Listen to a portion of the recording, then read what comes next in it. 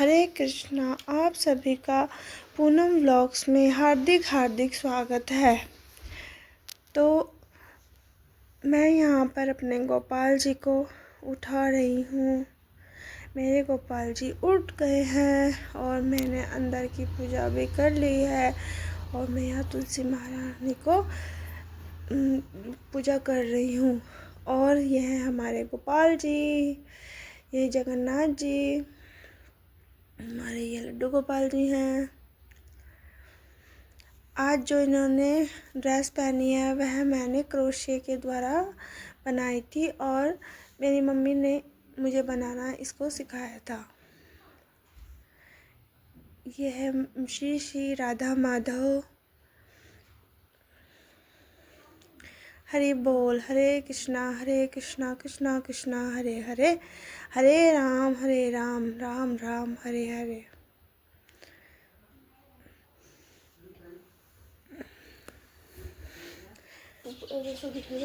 जय वृंदा देवी। तो यहाँ प्रसादम रेडी हो चुका है और मैं भगवान जी को प्रसादम चढ़ा रही हूँ। तो आज मैंने सेम की सब्जी और रोटी बनाई है नाश्ते में। तो अब ये जाएगा शौर्य के टिफ़िन में। अब शौर्य के स्कूल का टाइम भी होने वाला है, इसीलिए अब शौर्य स्कूल जा चुका है और मैं अब आ गई हूँ अपने रूम में। फटाफट से जितने भी वस्त्र हैं उन्हें फटाफट तह लगा देती हूँ और फिर जितने भी ब्लैंकेट हैं उन्हें भी तह लगाना है। तो वस्त्र ऐसे ही फैल जाते हैं तो बड़े ख़राब लगते हैं, बिल्कुल ही जो घर होता अच्छा नहीं लगता। तो अभी मॉर्निंग का समय है, अभी 7 बजे हैं। तो अभी ठंडा ही है, इसलिए फिर मैंने सोचा चलो स्वेटर लगा लेती हूँ। तो मैं यह स्वेटर लगा के अपना ब्लैंकेट तह लगा लेती हूँ।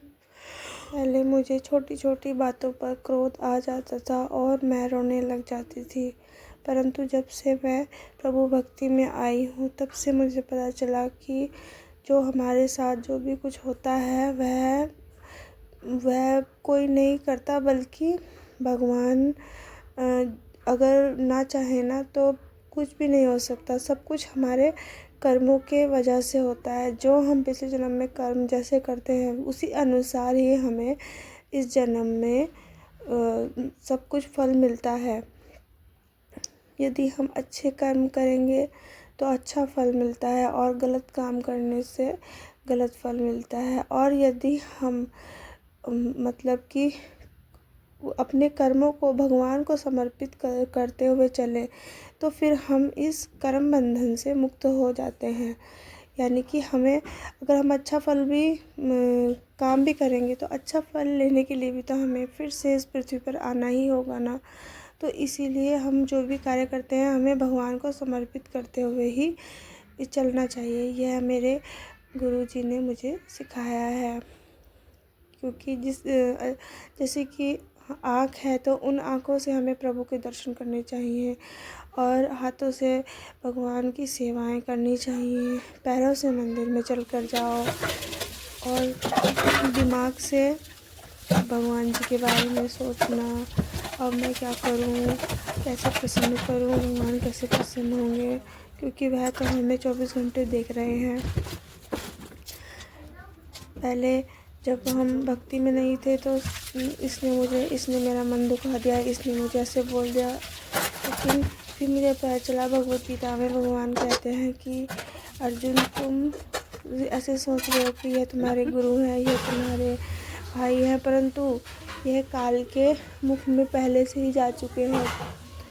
तुम तो केवल माध्यम हो। इसी प्रकार से कोई भी हमें दुख देता है वह सिर्फ माध्यम है। हमारे कर्मों के अनुसार ही हमें सुख और दुख मिलते हैं। वह तो बेचारा हमारे कर्मों को पूरा करने के लिए आया है। बस आप ये समझ लीजिए कि जब हम भक्ति में आ जाते हैं तो जहाँ हमें चोट लगनी थी वहाँ किसी ने हमारी बुराई करके और वो चोट को छोटा कर दिया। जहाँ हमारी पूरा पैर कटना था वहाँ पर छोटी सी उंगली कट गई। बस कोई भी कुछ भी बुरा होता है तो सोच लेना चाहिए कि आज मेरे साथ कितना बुरा हो सकता था। देखो मेरे भगवान की कृपा कि मेरे साथ सिर्फ केवल इतना ही हुआ है, भगवान ने मुझ पे कृपा की है। तो यहाँ पर बातों ही बातों में देवांशी भी जा चुकी है स्कूल और मैं यहाँ पर घर की और बाकी सेवाएं कर रही हूँ। मैं अच्छे से घर साफ़ कर लेती हूँ। घर साफ़ रहता है तो अच्छा लगता है। फिर मैं यहाँ पे वाइपर रोज़ करती हूँ क्योंकि मेरा जो फ्लोर है वो वाइट है और अगर वाइट फ्लोर में केवल झाड़ू पोछा किया जाए तो फिर छोटे छोटे जो कण होते हैं मिट्टी के वो दिखते हैं, अच्छा नहीं लगता है। इसीलिए मैं एक बार पूरे घर में पानी छिड़क कर सरफ डाल के और पूरे में वाइपर कर देती हूँ और उसके बाद फिर पोछा करती हूँ। यदि हम केवल पोछा करते हैं तो फिर से गंदा ही लगता है, घर ना साफ़ नहीं लगता। तो फिर ये मेरा डेली का ही रूटीन है। और बीच बीच में मैं आपको प्रवचन भी सुनाती रहती हूँ क्योंकि मैं जो हूँ, जब मैं इस्कॉन से जुड़ी हुई थी तो मैं बहुत प्रवचन सुनती थी। प्रवचन प्रभु जी मुझे बहुत सुनाते थे, माता जी लोग।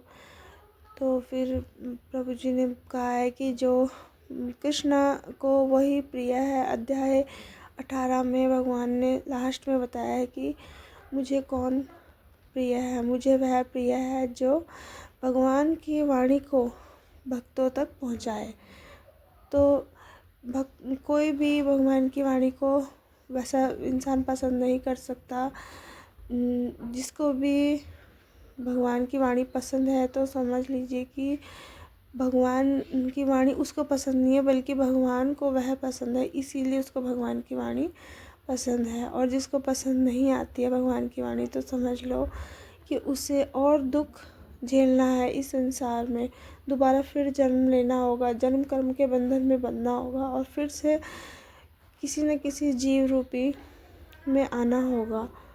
और जो भगवान की वाणी को सुनते हैं, भगवान को प्रेम करते हैं, भगवान भी उन्हें प्रेम करते हैं। और भगवान बहुत ही दयालु हैं। कहते हैं कि जब हम एक कदम बढ़ाते हैं तो भगवान 100 कदम हमारी तरफ बढ़ाते हैं। हम भगवान को भूल चुके हैं और इसीलिए हम सतयुग, त्रेता, द्वापर, उसके बाद कलयुग में भी यहीं पड़े हुए हैं।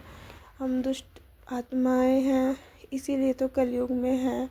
ये पृथ्वी एक दुख आलय है। जिस प्रकार जेल होता है ना, उसी प्रकार से ये पृथ्वी एक जेल है और माता दुर्गा इस पृथ्वी के जेल की जेलर। और जो भी यहाँ गलत कार्य करते हैं उन्हें माता त्रिशूल से उन पे प्रहार करती है। माता जो है वो माया देवी है। और जब हम भक्ति में आगे बढ़ने लग जाते हैं तो माया देवी हमारी परीक्षा लेती है कि ये मीशो से सामान आया था तो मैं वही दिखा रही हूँ। ये जो जितने भी आए हैं ना, 8 जो है करछी आई हैं इसमें और ये बहुत अच्छी है। तो अब मैंने ऑर्डर किया है, कढ़ाई भी आएगी तो मैं आपसे शेयर करूँगी। तो ये बातों में यहाँ पे खाना भी मैंने बना दिया है, चटनी बना दी है और यहाँ चावल और ये साग मैं बनाती ही हूँ रोज़। बहुत कम ऐसा होता है कि मैं नहीं बनाती हूँ, कभी नहीं होता तो वैसे मैं कोशिश करती हूँ कि मैं साग ज़रूर बनाऊँ क्योंकि मुझे साग बहुत अच्छा लगता है। और मुझे ऐसा लगता है कि गोपाल जी को भी साग बहुत अच्छा लगता होगा क्योंकि गोपाल जी वृंदावन में रहते थे और वहाँ पर माता यशोदा उनके लिए साग ज़रूर बनाती होंगी। तो इसीलिए मैं साग बनाने की कोशिश ज़रूर करती हूँ। मन की इच्छाएं ही हमारे क्रोध का कारण है। जब हम ज़्यादा इच्छाएं करते हैं तो वही हमारे क्रोध का कारण बनती हैं। इच्छाएं पूरी हो जाती हैं तो हमें लोभ होता है और अगर हमारी इच्छाएं पूरी ना हो तो हमें क्रोध होता है। हर चीज़ हमारे उससे हो तो ये ज़रूरी नहीं है ना, क्योंकि प्रभु ने सब कुछ पहले ही फिक्स कर दिया है हमारे कर्मों के अनुसार। तो इसीलिए हमें इच्छाएं नहीं करनी चाहिए। इच्छा आशा एक राम जी से दूजी आशा छोड़ दे। ये भजन तो आपने सुना ही होगा ना। जी हाँ, हमें सिर्फ इच्छा अपने प्रभु से करनी चाहिए और किसी से भी नहीं। सांसारिक इच्छा जब हम करते हैं तो हमें दुख ही मिलता है। शरीर और शरीर से जुड़ी हुई इच्छाएं करना बेकार है, क्योंकि ये शरीर भी यहीं रह जाएगा और इससे आगे नीचे आके 2 नंबर पे करते ना, वो भी यहीं रह जाएंगे। तो यहाँ पे मेरा पुलाव भी रेडी हो चुका है और अब हम प्रभु जी को भोग लगाएंगे। यदि आपको मेरी ये वीडियो अच्छी लगे तो प्लीज़ लाइक करना, कमेंट करना और शेयर करना। धन्यवाद। हरि बोल, हरे कृष्ण।